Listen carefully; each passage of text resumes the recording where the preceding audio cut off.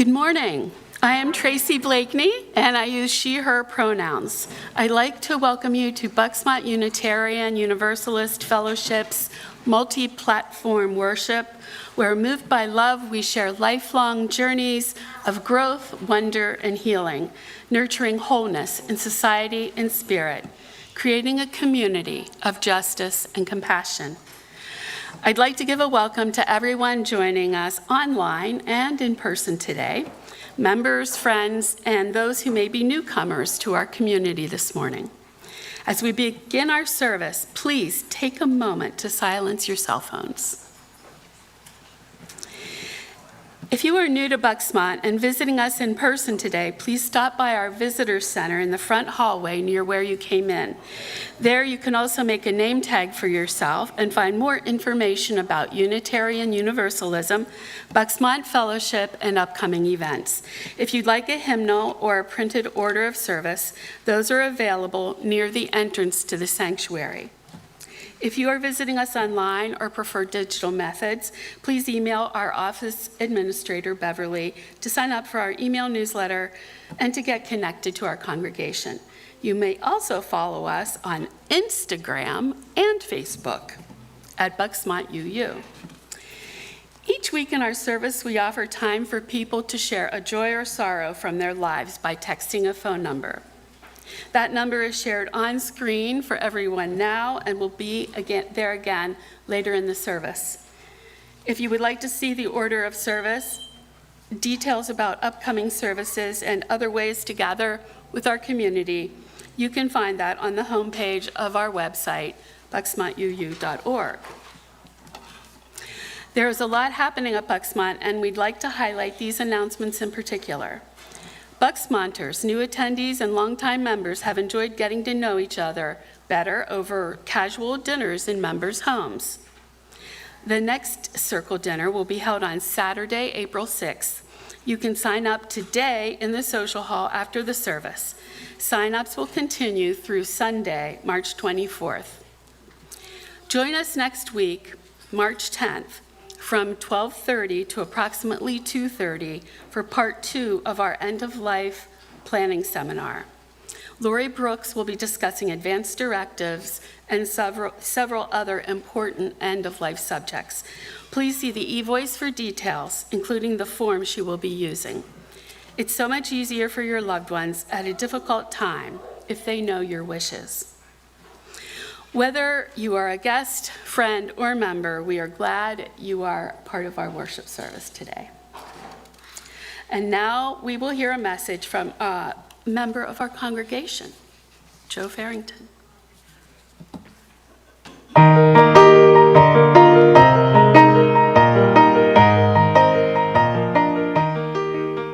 Hello, my name's Joseph Farrington.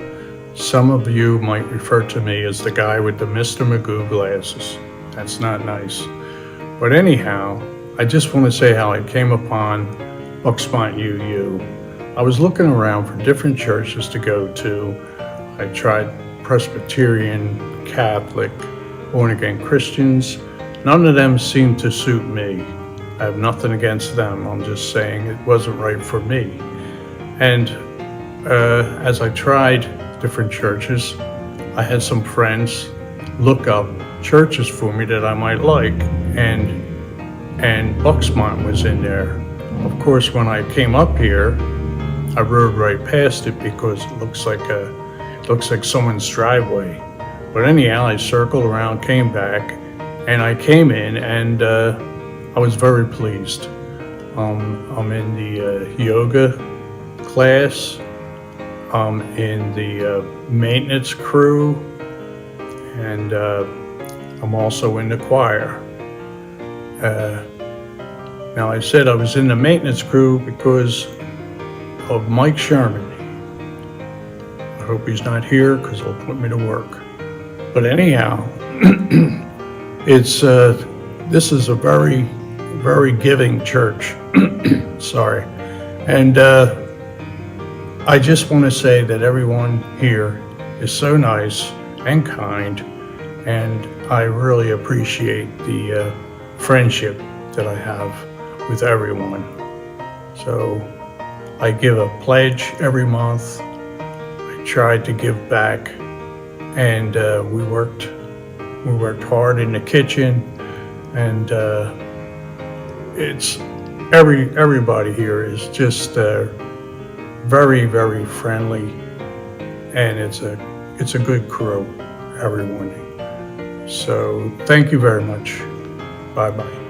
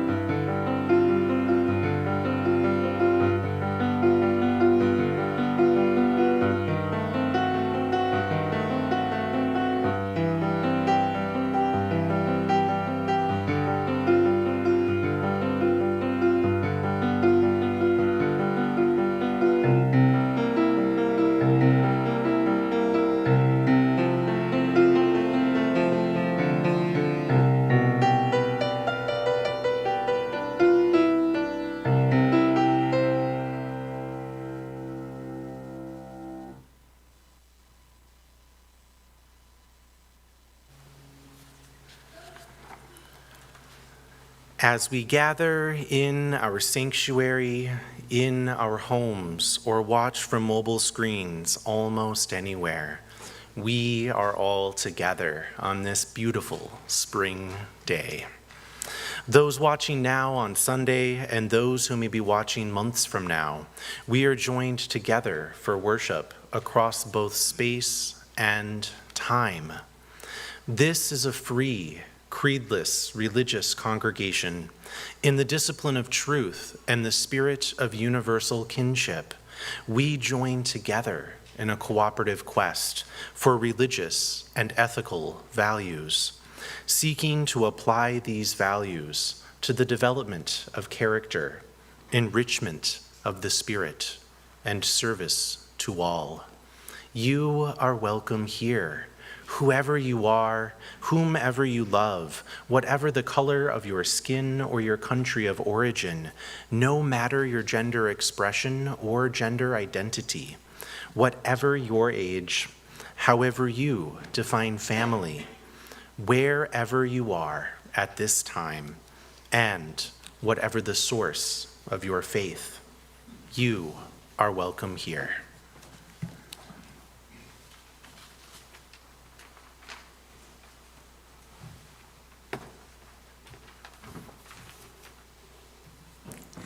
This morning, as we do each time we gather, we kindle our Unitarian Universalist chalice. We do so today with words from an anonymous author. May we be reminded here of our highest aspirations and inspired to bring our gifts of love and service to the altar of humanity.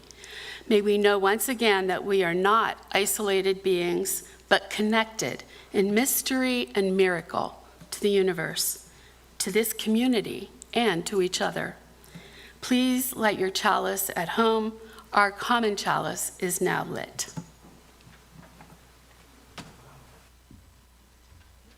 Good morning. My name is Lynn Nugent. I use she, her pronouns.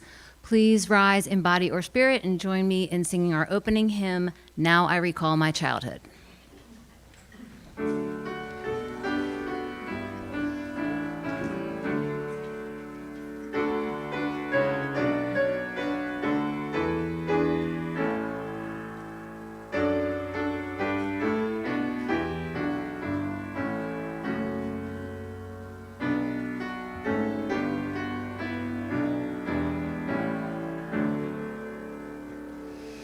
Now I recall my childhood when the sun burst to my bedside with a day's surprise. Faith in the marvelous bloomed anew each dawn. Flowers bursting fresh within my heart each day. And looking on the world with simple joy, on insects, birds, and beasts, and common weeds, the grass and clouds had fullest wealth of all. My mother's voice gave meaning to the stars.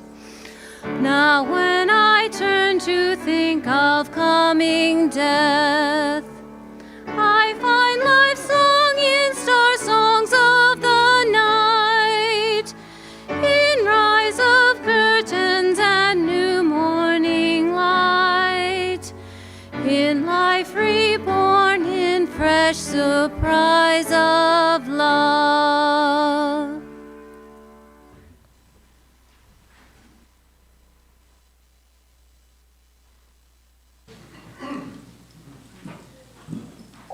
It's time for all ages, everyone. If you can come up and bring the paper that's on your chair. If you don't have one, that's okay. I have some extras. That's okay. I have a couple extras. But anyone, we're going to be using them in a moment. Here's some. Okay, so my name is Melissa. I use she, her pronouns. And welcome everyone to Time for All Ages. So today, everyone, and this month, everyone's going to be talking about transformation. And today specifically about the transformation that occurs in springtime and in nature.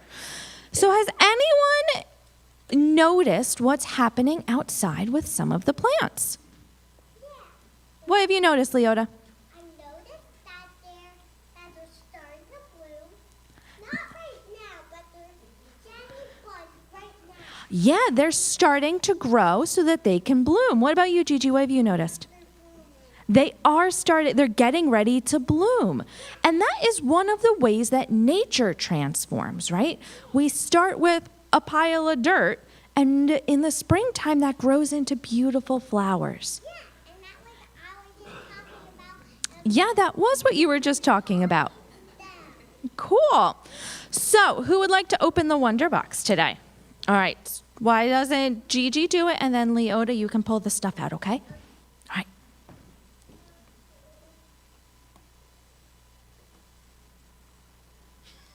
Okay, and here we go. And Leota, you want to open it and pull the stuff out? And there's more papers right here. There's more paper. So if anyone didn't get one, I have plenty of extra, but everyone does need one.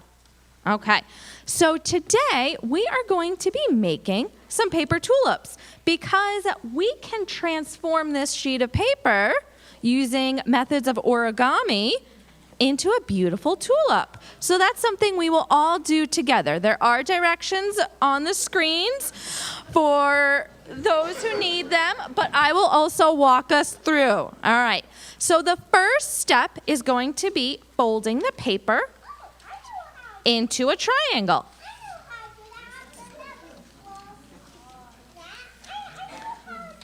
So you want to take one corner and make it touch the other corner.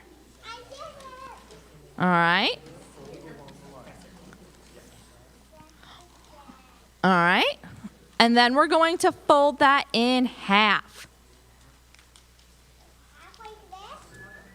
Yeah, like that corner to, yeah. Okay. And then unfold it. I know that's a little confusing, huh? And then you're going to take each corner and fold it up. Doesn't have to be in the middle. I don't hold it like what can I do? Yeah, I think you have it, Leota. I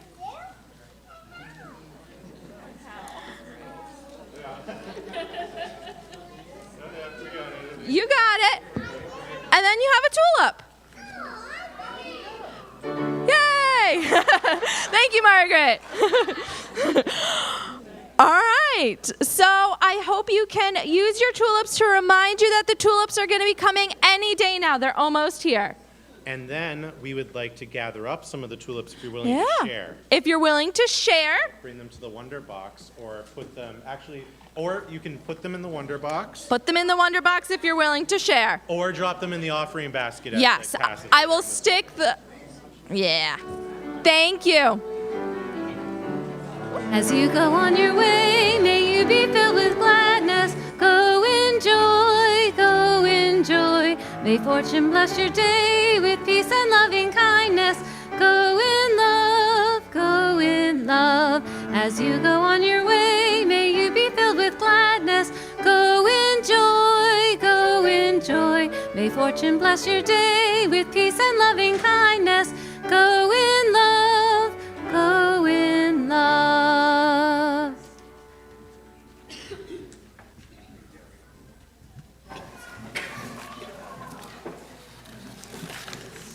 Well, that was fun. We got some of the first spring tulips.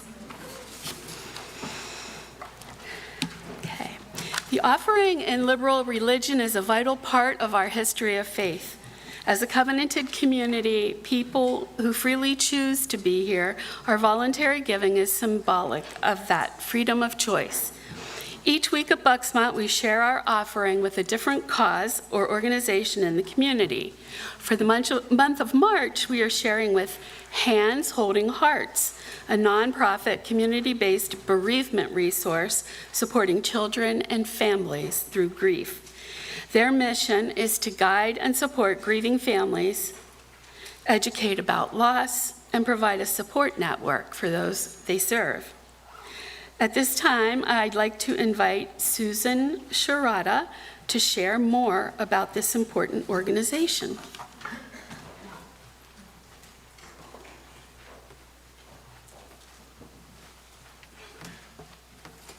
Well, good morning, everyone. I'm Susan Sharada, and I'm one of the counselors or therapists with Hands Holding Hearts. And I wanted to just thank you very much for having me here today, and also thank you for sharing your split plate in March with Hands Holding Hearts. And I wanted to ask you to just imagine the last time you watched the news or read the newspaper, and the likelihood that you came across a story where someone passed away. Maybe it was in a fire or a car accident, or there was a drug overdose or a shooting or a suicide, and then all of that is before you even get to the obituaries. So you may wonder, well, what happens to all those people left behind? There sure is a lot of people left behind just on any given day dealing with grief and loss. And hopefully those people have a support system, but sometimes they need a little bit of extra help. And that's where Hands Holding Hearts comes in. And we were founded about 10 years ago specifically to address the needs of children who have lost a loved one, because there was no resource in Bucks County for children, no bereavement resource for them. And so that's how we were founded about 10 years ago.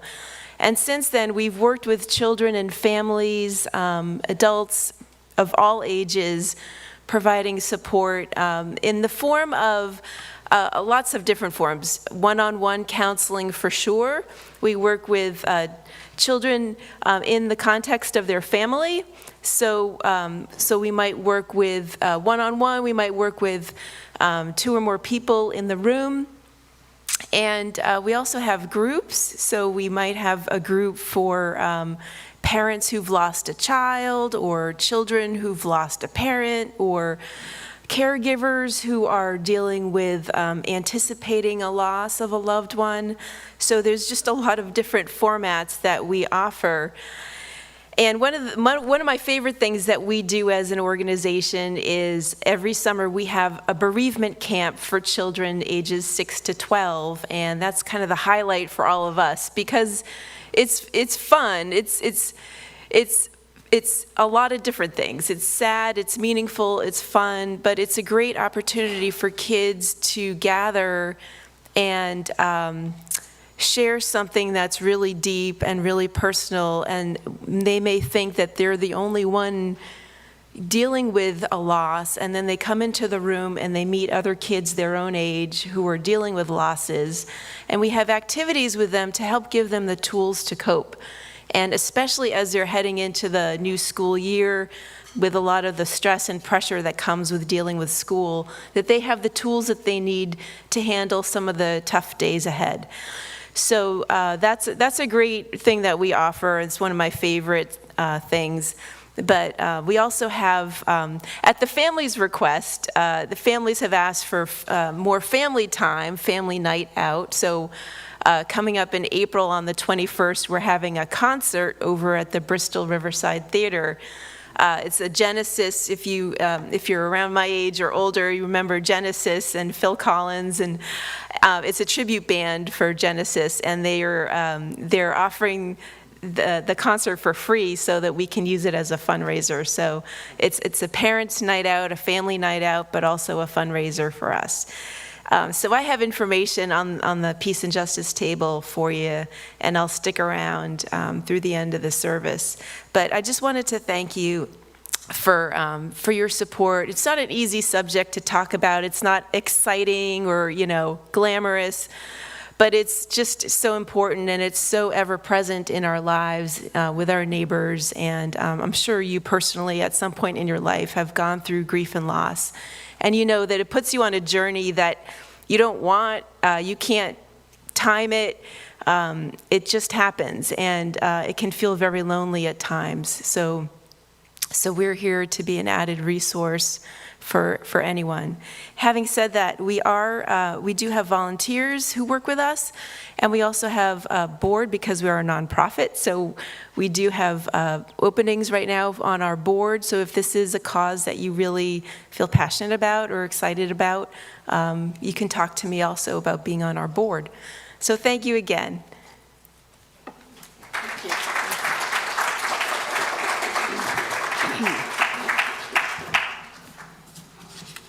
We will now receive the morning offering.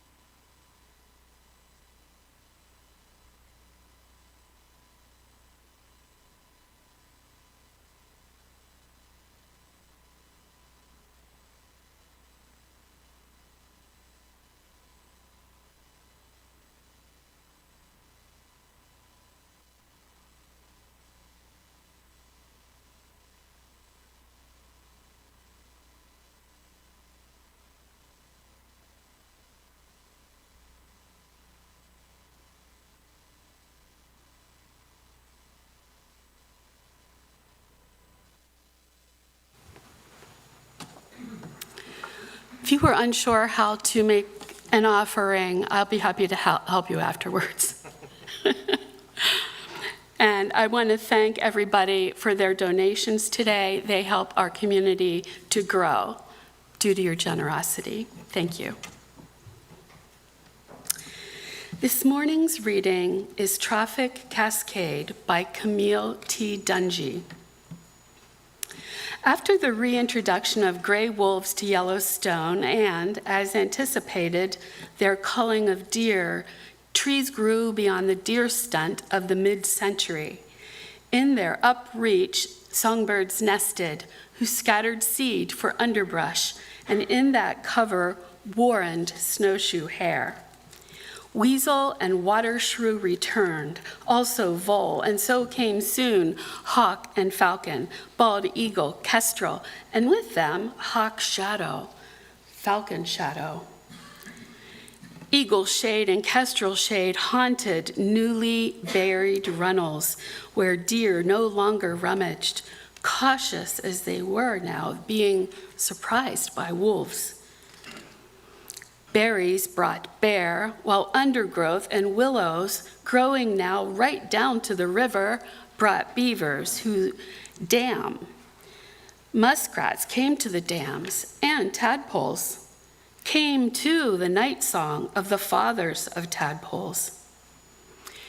With water striders, the dark gray American dipper bobbed in fresh pools of the river, and fish stayed, and the bear who fished also called deer fawns, and to their kill scraps came vulture and coyote, long gone in the region until now, and their scattered seed, and more trees, brush, and berries grew up along the river that had run straight and so flooded, but thus dammed, compelled to meander, is less prone to overrun.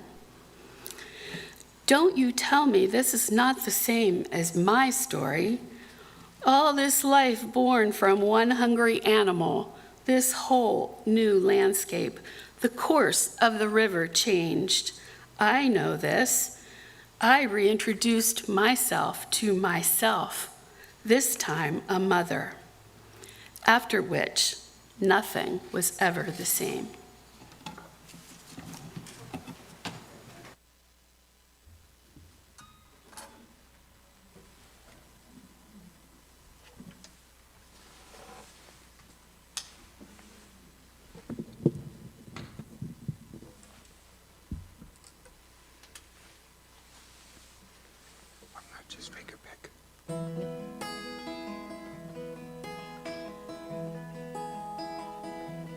When I was a boy each week, on Sunday we would go to church, pay attention to the priest. He would read the holy word and consecrate the holy bread. Everyone would kneel and bow. Today the only difference is everything is holy now. Everything, everything, everything is holy now.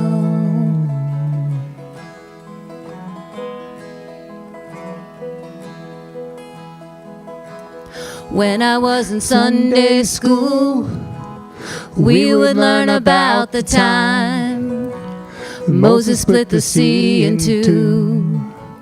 Jesus made the water wine. And I remember feeling sad. The miracles don't happen still. But now I can't keep track, 'cause everything's a miracle. Everything, everything, everything's a miracle.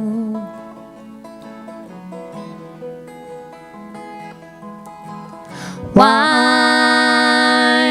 from water is not so small, but an even better magic trick is that anything is here at all. So the challenging thing becomes not to look for miracles, but finding where there isn't one. When holy water was rare at best, I barely wet my fingertips, but now I have to hold my breath, like I'm swimming in a sea of it. It used to be a world half there, heaven's second-rate hand-me-down, but I'm walking with the reverent air, 'cause everything is holy now. Everything, everything, everything is holy now.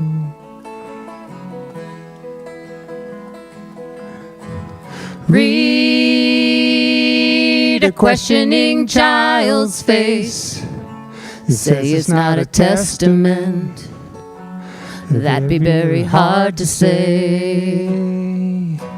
See another new morning come, say it's not a sacrament, I tell you that it can't be done. This morning outside I stood, saw a little red-winged bird, shining like a burning bush, singing like a scripture verse. Made me want to bow my head. I remember when church let out, how things have changed since then. Everything is holy now. It used to be a world half there, heaven's second-rate hand-me-down, but I'm walking with a reverent air, 'cause everything is holy now. Everything, everything, everything is holy now. Everything, everything, everything is holy now.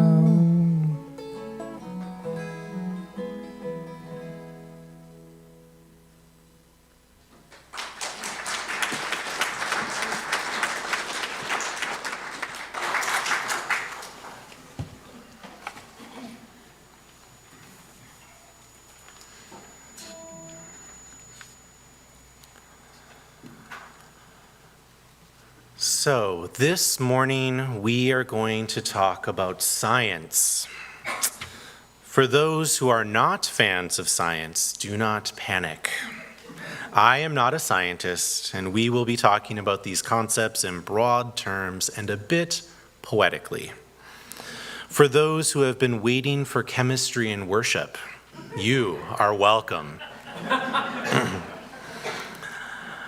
Emergence is when a complex entity has properties or behaviors that its parts do not have on their own, and emerge only when they interact with a wider whole.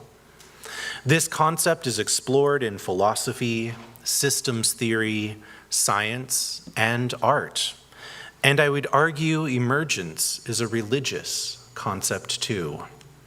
In particular, I see the awe and wonder of the world as one recognizing the natural miracle of emergence. How is there something rather than nothing?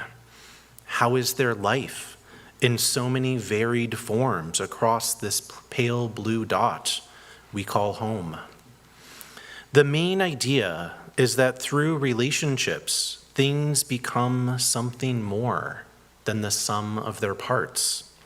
Whether those relationships are in the realm of chemistry and biology, or sociology and theology, things and people are able to become more than they are in isolation when they can interact with others.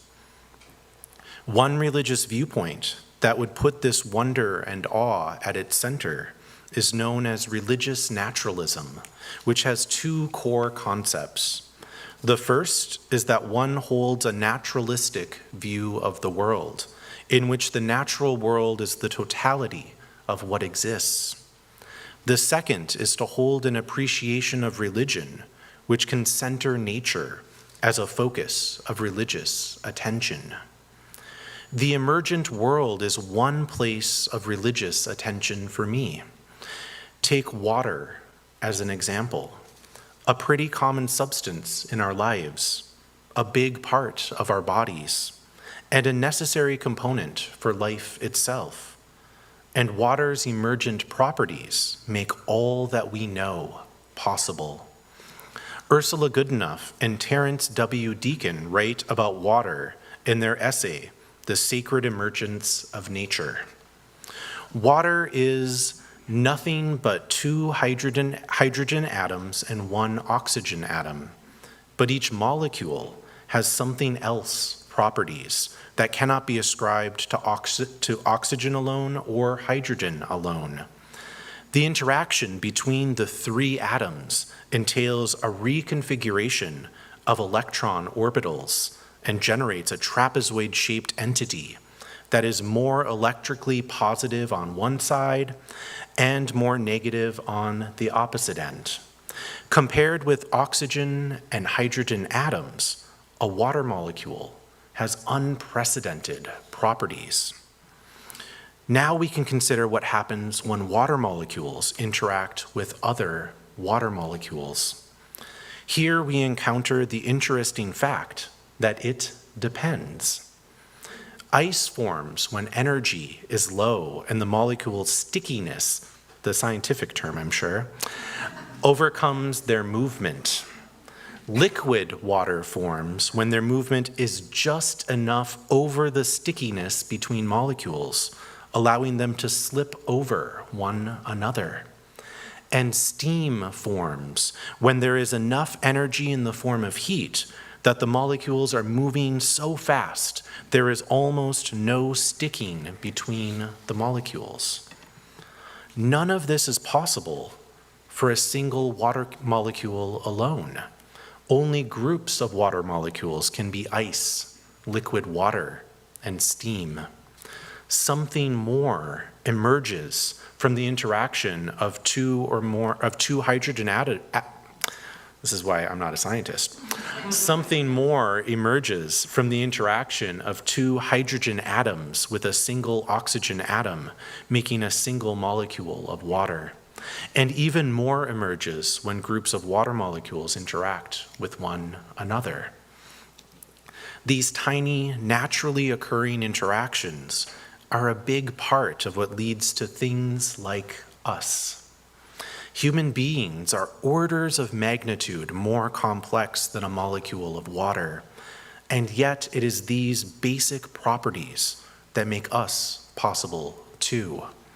All of nature, including the non-living parts of it, from rocks to rivers to sunlight, operates in relationship with other pieces to create the condition for life to occur.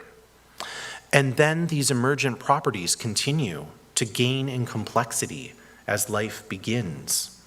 We go from very simple single-celled organisms to species covering the globe in their different forms. And these forms, these species, continue to transform one another by still more interactions, as our reading this morning shares in a poetic way. Bringing the wolves back to Yellowstone Park led to a cascade of new life and new conditions that changed the very topography of the park, changed the very way rivers flowed. In an interview with Doug Smith, a wildlife biologist in charge of the Yellowstone Wolf Project, the emergent properties of ecosystems are described with the reintroduction of the gray wolf into the greater Yellowstone ecosystem in 1995, which unexpectedly led to a great many changes to the park. In 1995, there was only one beaver colony in the entire park. Today, the park is home to 9 beaver colonies, with the promise of more to come, as the reintroduction of wolves continues to astonish biologists with a ripple of direct and indirect consequences throughout the ecosystem. A flourishing beaver population is just one of these consequences. What happened, said Smith, is that the presence of wolves triggered a still unfolding cascade effect among animals and plants, one that will take decades of research to understand. It is like kicking a pebble down a mountain slope where conditions are just right that a falling pebble could trigger an avalanche of change, Smith mused. So how did this avalanche of change work out for the beaver? To answer that, you have to go back to the 1930s when the wolf was killed off in Yellowstone. Even though Yellowstone elk were still preyed upon by black and grizzly bears, cougars, and to a lesser extent, coyotes, the absence of wolves took a huge amount of predatory pressure off the elk. As a result, elk populations did very well, perhaps too well. Two things happened. The elk pushed the limits of Yellowstone's carrying capacity, and they didn't move around much in winter, browsing heavily on young willow, aspen, and cottonwood plants. That was tough for the beaver, who need willows to survive in winter. When the wolves came back, the elk had to stay on the move to avoid becoming prey. This changed the conditions for the beavers, since the elk couldn't hang out and eat the young trees the beavers needed. As the beavers spread and built new dams and ponds, the cascade effect continued, said Smith. Beaver dams have multiple effects on stream hydrology. See, a lot of science in this one.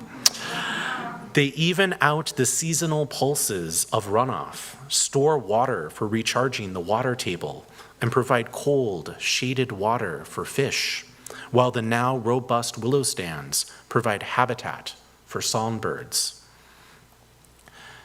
What it means to be human involves emergence. Is being human our hair, our hands, eyes, or the way a particular organ, such as the brain, works? I would argue no.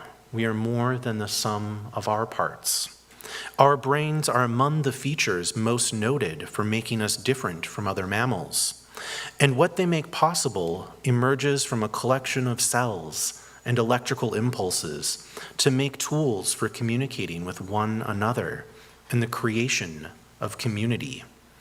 Language, symbolism, and metaphor all help tie us together in groups and to share ideas between one another. We are able to make simple sounds that our throats and mouths make and tie those sounds to little symbols called letters. All of this is emergence at work. Then we string these little atoms of language together into molecules we call words. The words become still more complex when we put them together into sentences. And from those sentences, we make poetry, treatises, contracts, lyrics, knowledge, and whole worlds to help us make sense of all that we find and to be able to pass on what we have learned to those who come next. Our ancient ancestors likely didn't intend their first words to become the basis of human civilization, a linguistic cascade that would shape the face of the globe, like the effect wolves have had on the land and the life of Yellowstone. Water also didn't intend to lead to life, let alone humanity, and yet it did. The simplest of interactions build upon each other to become something more, something unpredicted, something unprecedented. We human beings, in our emergent way, also have the opportunity to observe this natural world and make meaning out of what we find, as Mary Oliver does in her poem, Something. Before I share that poem, I want to introduce you to one little denizen of this planet called a whelk. We may know them best as food. So these are whelks. But they, in their own way, make reproducing an emergent process that results in unanticipated results. Their egg cases, when discovered on beaches, lead people to wonder whether sea serpents are washing ashore. Here is an example. With those two ideas and images in mind, what a whelk is and what their egg cases look like, we see here the two together in a beautiful spiral as I share Mary Oliver's poem, Something. Something fashioned this yellow-white lace mass that the sea has brought to the shore and left, like popcorn stuck to itself, or a string of lave rolled up tight, or a handful of fingerling shells pasted together, each with a tear where something escaped into the sea. I brought it home out of the uncombed morning and consulted among my books. I do not know what to call this sharpest desire to discover a name, but there it is, suddenly, clearly illustrated on the page, offering my heart another singular moment of happiness. To know that it is the egg case of an ocean shell, the whelk, which in its proper season spews forth its progeny in such gluttonous and faintly glimmering fashion, each one chewing and tearing itself free.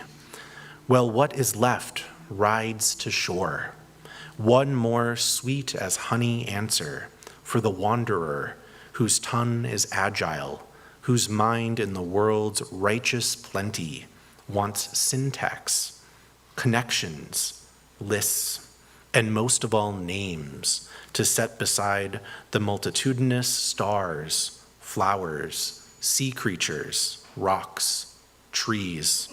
The egg case of the whelk sits on my shelf in front of, as it happens, Blake. Sometimes I dream that everything in the world is here, in my room, in a great closet, named and orderly.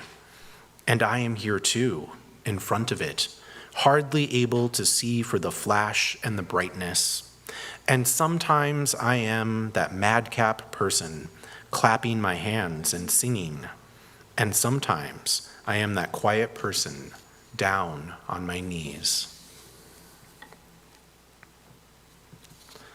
Something from nothing, emergent miracle. Everything is holy now. So may it be.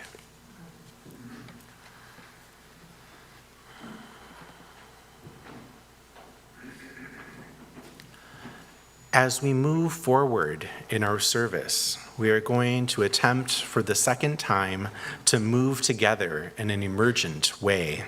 We are going to practice making a semicircle with the opening facing the parking lot doors. We'll make a semicircle like this as we sing our next hymn, Spirit of Life.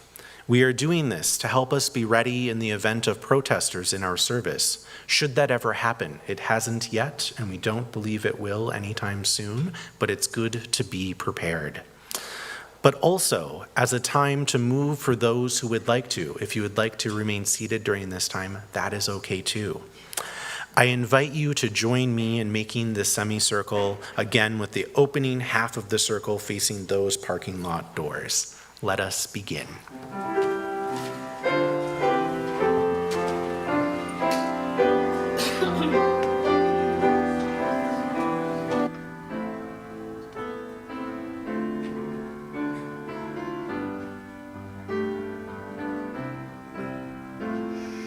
Spirit of life, come unto me. Sing in my heart all the stirrings of compassion.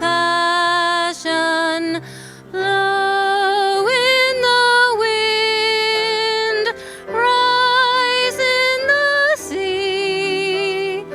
Move in the hand, giving life the shape of justice.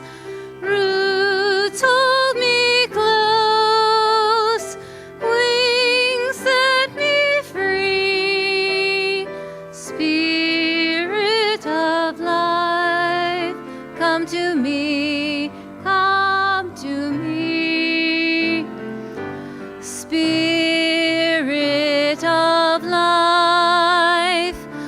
come unto me. Sing in my heart all the stirrings of compassion. Blow in the wind, rise in the sea, move in the hand, giving life the shape of justice. Roots hold me close, wings set me free. Spirit of life, come to me, come to me.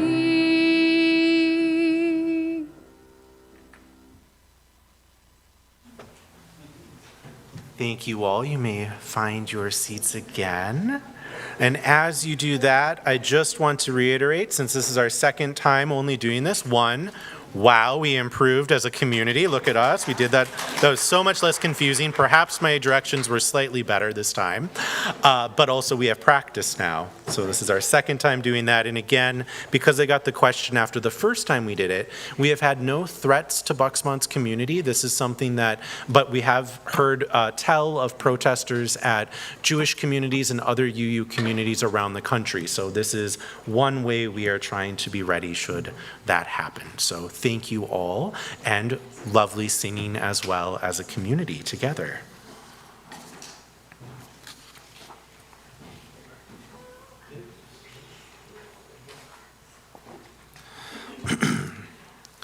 Now let us enter into a time of awareness within ourselves and connection beyond boundaries, connection to one another, to that interdependent web of life of which we are each but one small thread.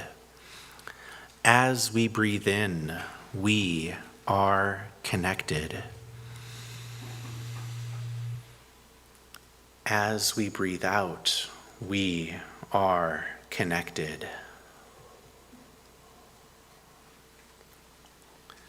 As we pause, I share these words from Robert T. Weston in Gratitude, Emergent Life. I am amazed and all but mute with awe that on this cinder, hurtling around the sun, a living thing arose to clothe the earth.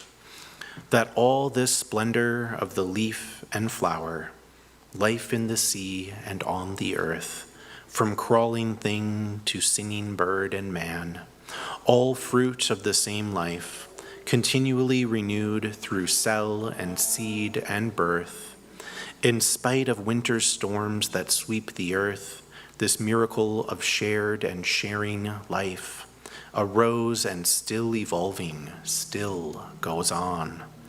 Here on this whirling ball warmed by the sun, as on what planets of what other stars? Through countless deaths and many million forms, life bore its varied cells. And there were those from which the coral grew, to atolls in the sea, to fish and the insects and the nesting birds, all played their varied parts, through which a widening community spread across the earth. Thus, as through us the same life flows through all, making us debtor and creditor, brother and sister and sibling, each of all. Each as the grass springing from common earth, adding to others and receiving as well, and all of us, seed, plant, and flower, en route through love and the awakening mind to what we cannot guess. As we breathe in, we are connected. As we breathe out, we are connected. May our minds create a vision of the world radical enough to be called holy. May our actions contain the promise of hope and the commitment to justice. May our hearts remember that love is a power that resists all forms of fear. By our thoughts, by our actions, by our hearts, and by our very breath, may it be so.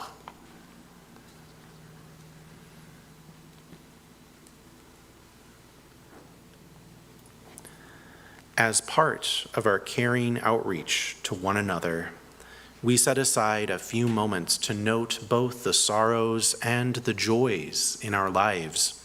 In these moments of peace and reflection, we turn our attention to one another. We hold each and all in our compassionate thoughts and the prayers of our hearts. This morning, we are lighting candles to mark the important moments in our lives.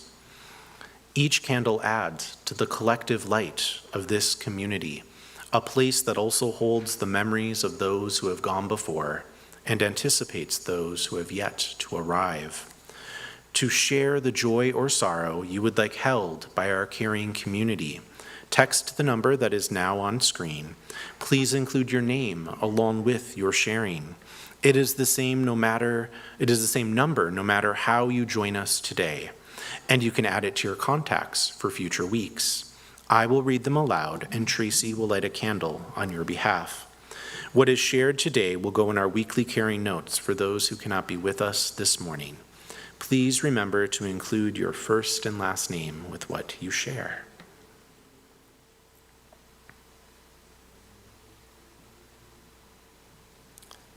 And now we will light a final candle for all of the joys and sorrows that remain unspoken and deep within our hearts. With words spoken and candles lit, we honor our joys and our sorrows, those shared this morning and the many, many more that exist beyond words. Through our time together, our relationships are deepened and our community made whole. Please rise in body or spirit and join me in our closing hymn, Come and Go With Me.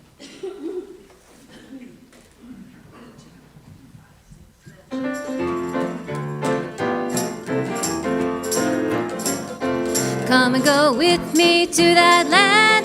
Come and go with me to that land. Come and go with me to that land where I'm bound.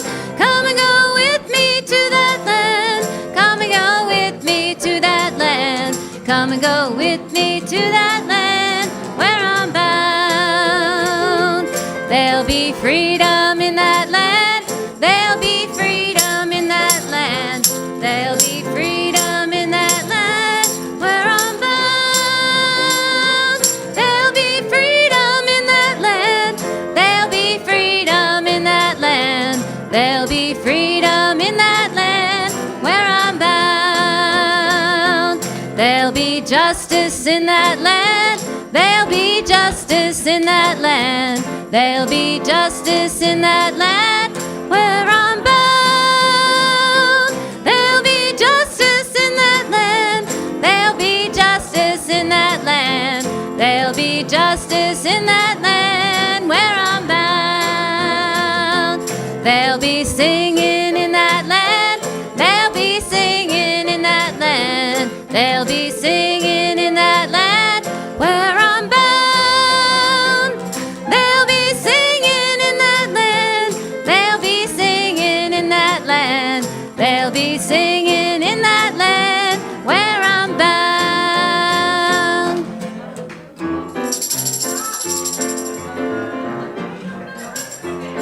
Oh, repeat.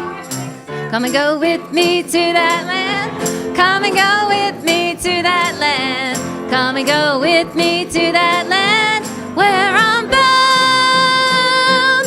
Come and go with me to that land. Come and go with me to that land.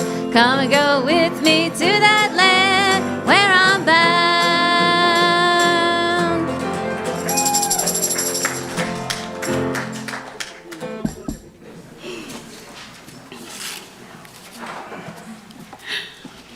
It looked like there was no way out of that song. It kept saying repeat, repeat, repeat. Cascade of music. Yes. Our chalice extinguishing words this morning are from Eric Williams. We all emerge from, dwell within, are transformed by, and called back to love. May your mind be humbled before this mystery. May your heart grow hopeful by it. May you be sustained by this love always.